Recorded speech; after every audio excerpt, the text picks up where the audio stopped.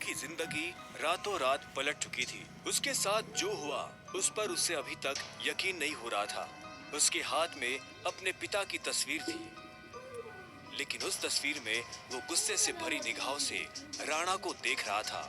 अगर उसका बस चलता तो वो अभी के अभी राणा का सर काटकर अपने पिता की मौत का बदला ले लेता। मैं तुमसे पूछना ही भूल गया, इतने सालों तक तुम थे कहाँ? कहाँ थे तुम? पापा के जाने के बाद मैं एक अनाथ आश्रम में पला पड़ा। कई सालों के बाद वहां से निकला, काम करने लगा ताकि पढ़ाई के लिए पैसे जोड़ सकूं। लेकिन इस दौरान आप लोगों ने मुझे ढूंढा क्यों नहीं? टाइगर, ऐसा नहीं है कि मैंने तुम्हें ढूंढने की कोशिश नहीं की। जैसे कि मैंने तुम्हें बताया कि तुम्हारे पापा के जाने के बाद माफिया वर्ल्ड में अफरा तफरी मच गई थी। हम उसे भी संभाल रहे थे और तुम्हें भी ढूंढने की कोशिश कर रहे थे, लेकिन वक्त के साथ साथ तुम्हारा चेहरा भी बदल रहा था, इसलिए तुम्हें ढूंढने में बहुत मुश्किल हो रही थी। फिलहाल अब तुम मिल गए हो। अब तुम्हें देखकर मोंटी और बाकी सब लोग बहुत खुश होंगे। मोंटी का नाम सुनते ही अभिनव को गुस्सा आ गया था। मोंटी एक गद्दार का बेटा था। अभिनव ना तो उस गद्दार के बेटे से मिलना चाहता था और ना ही बात करना चाहता था। लेकिन पापा ने तो मुझे कभी इस माफिया ग्रुप के बारे में कुछ बताया ही नहीं है। वो चाहते तो मुझे बता भी सकते थे। तब तुम बहुत छोटे थे, शायद इसीलिए संजय ने तुम्हें इन सब चीजों से दूर रखा। लेकिन मेरा यकीन मानो, मैंने तुम्हें ढूंढने की बहुत कोशिश की। अब तुम मिल गए हो तो मुरझाया हुआ द माफिया किंग फिर से जिंदा हो जाएगा। चीयर्स। अभिनव के मन में कई सारे सवाल उठ रहे थे। उसे समझ नहीं आ रहा था कि राणा का राज अकरम और बाकी लोगों को पता क्यों नहीं चला और क्यों एक गद्दार का बेटा अभिनव की गद्दी पर बैठा हुआ था। इससे पहले कि अभिनव अपने आप को कोई जवाब दे पाता, अकरम उसके पास आया और उसने अभिनव को 50 करोड़ रुपए का एक चेक थमा दिया। ये लो, इसे रख लो। जब तक तुम टाइगर की पोजीशन नहीं पा लेते, तब तक तुम्हें इसकी जरूरत पड़ेगी। अभिनव ने अकरम के हाथ से चेक लिया और उसे देखने लगा। उसकी जिंदगी पलट तो गई थी, लेकिन अभी भी ऐसे कई सवाल थे जिनके जवाब उसे नहीं मिले थे। एक बात और, तुम्हारी असली पहचान के बारे में फिलहाल किसी को कुछ पता नहीं लगना चाहिए। इसलिए अभी तक जैसे जीते आए थे वैसे ही जीते रहना, समझे?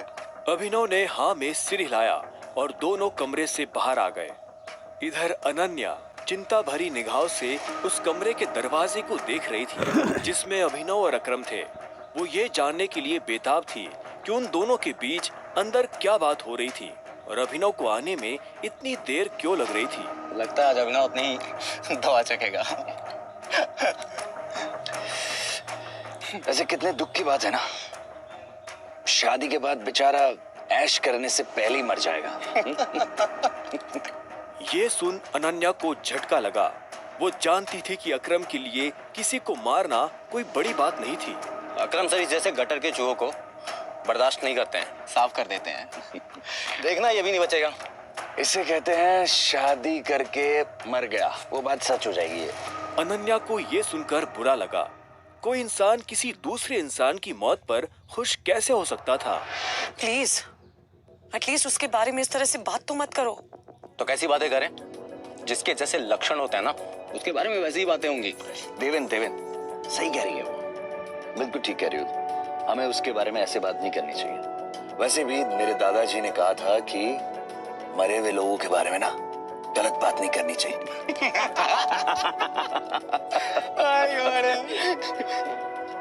इससे पहले कि अनन्या कुछ कहती, अकरम अभिनव को लेकर बाहर आ रहा था। अभिनव के बदन पर एक छोटी सी खरोंच भी नजर नहीं आ रही थी। जब देवेन और सनी ने ये देखा तो उनका मुंह हैरानी के मारे खुला का खुला रह गया। इसे देख तो लग ही नहीं रहा है कि अकरम सर ने इसे हाथ भी लगाया है। वैसे जितनी देर तक ये दोनों कमरे के अंदर थे, अब तक तो इसकी नाक टूटी हुई होनी चाहिए थी, पर ये तो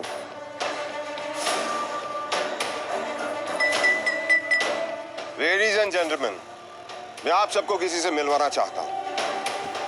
ये अभिनव, मेरे सबसे पुराने ड्राइवर का बेटा, मेरे लिए बहुत अजीज है ये। अकरम ने जैसे ही अभिनव का सबसे परिचय करवाया तो देवेन और सनी खुश हो गए, लेकिन अनन्या को ये सुनकर झटका लगा। Enjoy the party please. इतने में अकरम ने कहा और अभिनव को अकेला छोड़ बाकी लोगों से मिलने के लिए निकल गया। देवेन और सनी को अभी तक समझ नहीं आ रहा था कि अकरम अभिनव को इतना भाव क्यों दे रहा था। अभिनव को इस बात से कोई लेना देना नहीं था कि सनी और देवेन उसके बारे में क्या सोच रहे थे। उसकी आंखों के सामने बस रह रहकर अपने पिता की शक्ल आ रही थी। उसे वो रात याद आ रही थी जिस रात को राणा ने संजय को गोली मारी थी। अभिनव को ये भी याद आया कि उसे खुद भी गोली लगी थी, लेकिन उसकी किस्मत अच्छी होने की वजह से वो बच गया था।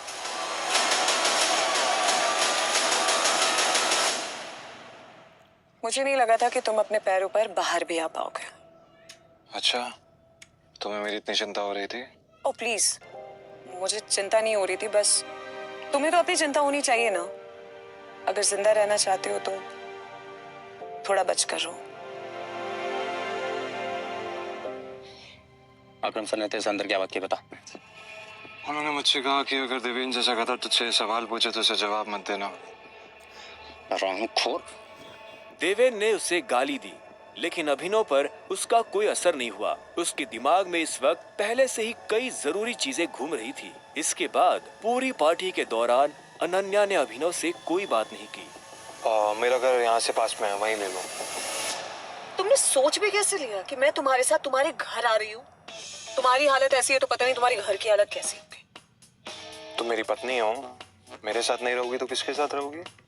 सुनो, अपनी ये 2 कौड़ी का लॉजिक ना अपनी जेब में रखो। पहले तुम मुझे ये बताओ, तुम मेरे बिस्तर में कैसे आए?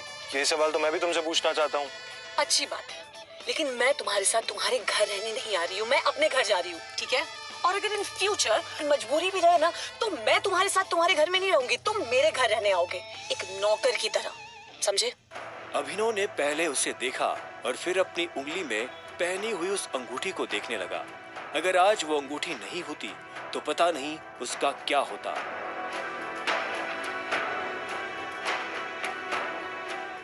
अगली सुबह जब अभिनव का अलार्म बजा तब वो फिर से वही सपना देख रहा था।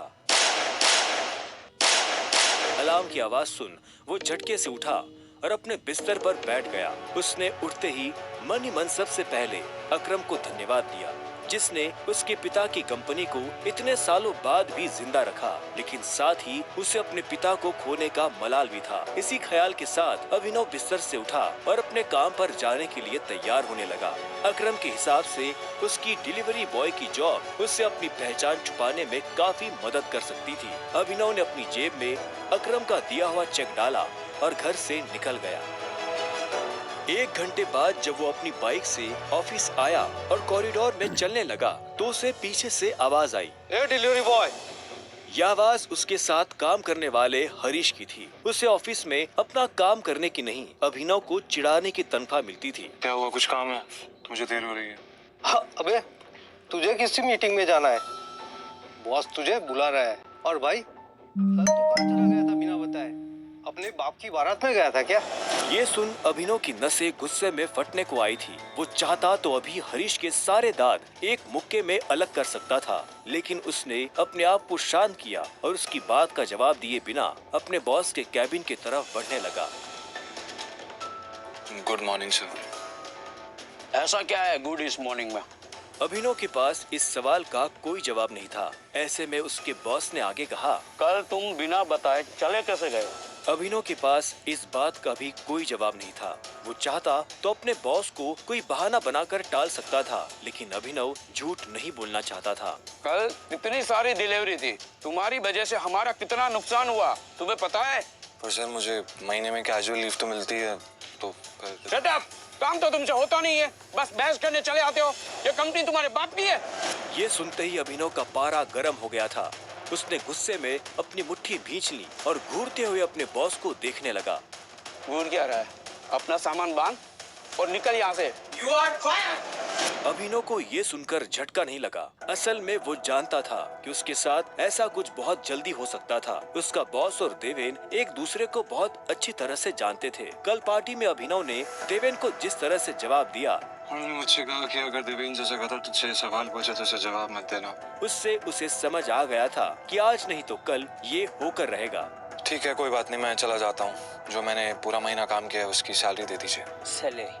तेरी वजह से हमारा जो नुकसान हुआ उसकी भरपाई अगर मैं तेरी सैलरी से भी करूँ ना तो भी तुम्हें अपनी जेब से 10,000 रुपए देने पड़ेंगे। शुक्र मना कि वो मैं तुझसे नहीं मांग रहा, इसलिए चुपचाप निकल यहाँ से। क्या बोल रहे हो सर आप? क्या मेरी इतनी नानी का 25,000 का नुकसान हो गया? मैं तब तक यहाँ से नहीं जाऊंगा जब तक मुझे मेरी सैलरी नहीं मिल जाएगी। सैलरी दीजिए। सैलरी? रुक, अभी देता हूँ तुझे तेरी सैलरी। उसके बॉस ने कहा और टेबल पर रखी घंटी बजा दी। अगले ही पल कमरे का दरवाजा खुला और 4 बाउंसर अंदर घुस आए।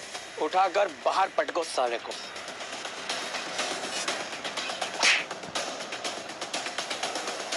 बॉस के मुंह से ये सुनते ही वो चारों अभिनव पर धावा बोलने के लिए टूट पड़े, लेकिन इससे पहले उनमें से कोई अभिनव पर हमला कर पाता, अभिनव ने उन्हें पटकनी दे दी थी। उसने किसी का हाथ तोड़ा तो किसी का पाँव, किसी के पेट में मुक्का मारा तो किसी के पेट पर लात। देखते ही देखते बॉस के सारे आदमी ढेर हो गए थे। बॉस ये देख भौचक्का रह गया था। अभिनव अब सीधा बॉस के पास आया और उसकी गर्दन पकड़कर बोला, सैलरी।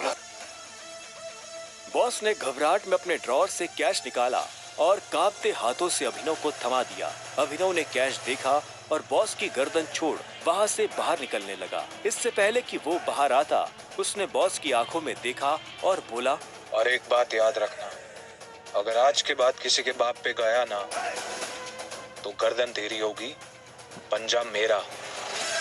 ये सुन बॉस के होश उड़ गए थे। उसे पता था कि अभिनव एक गुस्सैल आदमी है, लेकिन उसने कभी उसका गुस्सा देखा नहीं था। इधर अभिनव भी जब ऑफिस से बाहर आया तो उसे एक अनजान नंबर से फोन आया। अभिनव ने फोन उठाया।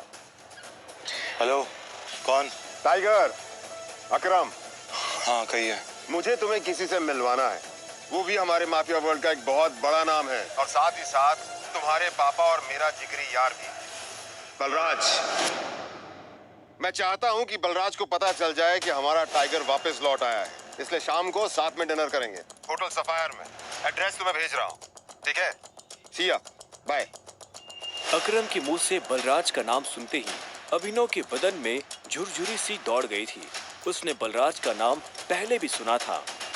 इस शहर में बलराज का नाम बच्चा बच्चा जानता था और हर बड़ा आदमी उसके नाम से थर थर कांपता था। ऐसे में अभिनव को भी उससे मिलने में घबराहट हो रही थी। जिस बलराज से वो घबरा रहा था, असल में वो उसी का बॉस होने वाला था। पर क्या वो बलराज का बॉस बन पाएगा? क्या वो अपने पिता के दोस्त को अपना दोस्त बना पाएगा?